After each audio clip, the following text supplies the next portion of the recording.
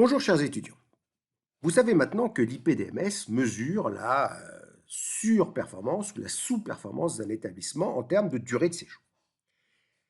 Dans le cas d'un IPDMS supérieur à 1, l'établissement est considéré comme sous-performant, a des problèmes d'organisation. Quelles sont les causes probables d'un IPDMS supérieur à 1 pour un GHM ou pour un ensemble de GHM?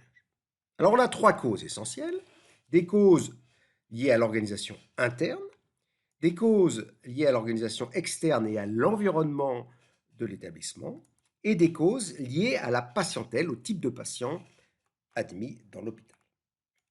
En termes d'organisation interne, une DMS trop longue traduit le fait que la prise en charge est trop longue parce que les délais sont importants entre les différentes étapes d'un séjour. Un patient admis pour une pneumonie, par exemple, va faire un ensemble, va faire un parcours de soins, va faire des radios, va faire des analyses, va être visité par les médecins, va être pris en charge par les infirmières, etc. Ces différentes étapes vont s'enchaîner et les délais sont parfois trop longs. Les délais sont parfois trop longs.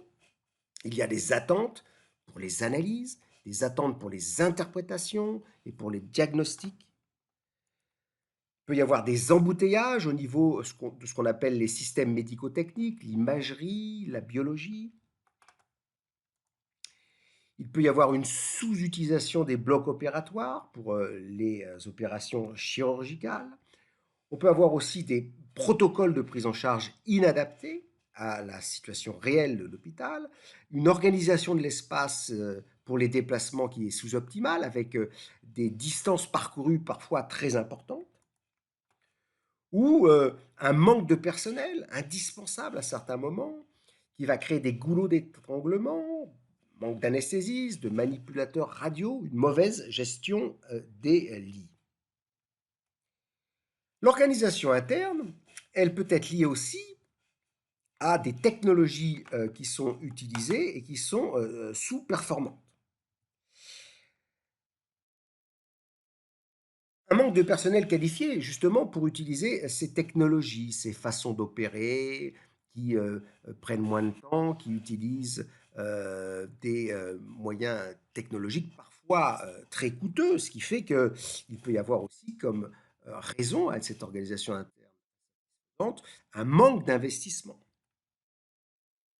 En général, on observe cette mauvaise organisation interne ou cette prise en charge avec des technologies entre guillemets dépassées par des taux de chirurgie ambulatoire faibles.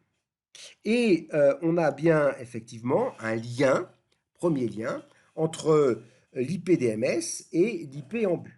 À savoir que quand il y a une prise en charge ambulatoire élevée, des taux de chirurgie en but élevés, donc l'IP en but, ça va mesurer la situation de l'hôpital par rapport à la moyenne de prise en charge en chirurgie ambulatoire, et bien, si ces taux sont faibles, l'IPDMS sera élevé.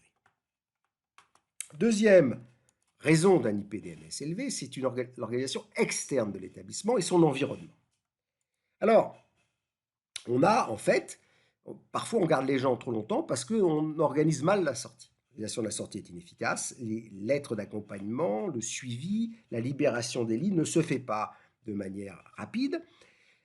C'est souvent lié à une mauvaise coordination avec le secteur aval, que ce soit la médecine de ville ou les établissements de soins de suite et de réadaptation. Manque de lits à l'aval, ou les prises en charge à domicile aussi, ce qu'on appelle la HAD.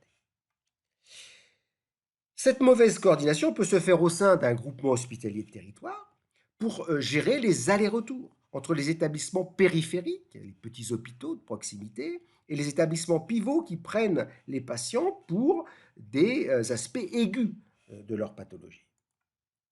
Ça peut être lié à un problème d'identification et de suivi des patients, une mauvaise numérisation des dossiers, des interconnexions de fichiers difficiles. Tout ça fait que il va y avoir un lien entre l'IPDMS et ce qu'on peut appeler les IPSSR ou IP transfert qui mesurent en moyenne avec quelle rapidité et quelle efficacité les patients passent d'un établissement à un autre.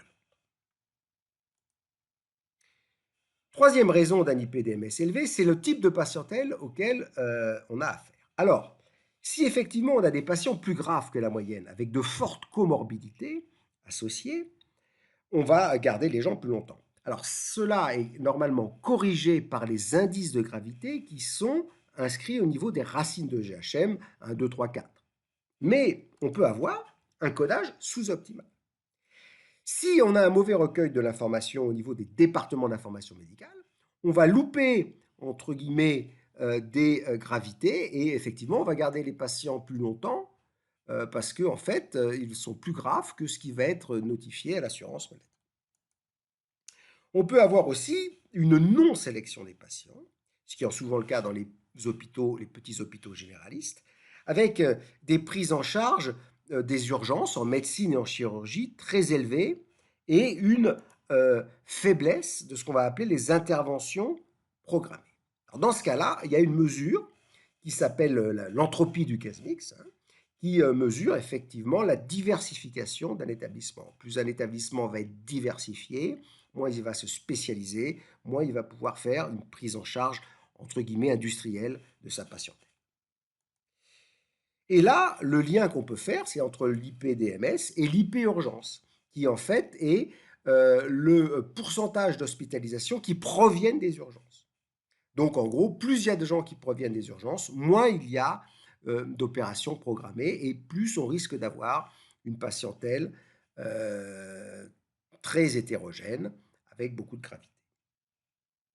Donc pour conclure, l'IP-DMS, la donc durée moyenne de séjour de l'établissement par rapport à la moyenne, peut s'analyser avec des IP, indices de performance associés, en termes de chir ambulatoire pour l'organisation interne, en termes de SSR et de transfert pour l'organisation externe, et en termes d'IP urgence pour la patientèle. Ces différents IP sont calculés dans le site Scan Santé pour chaque établissement au niveau des groupes de planification. Ce qui est intéressant car on peut effectivement comme ça essayer d'expliquer les raisons et les valeurs des différents IP TMS. Je vous remercie.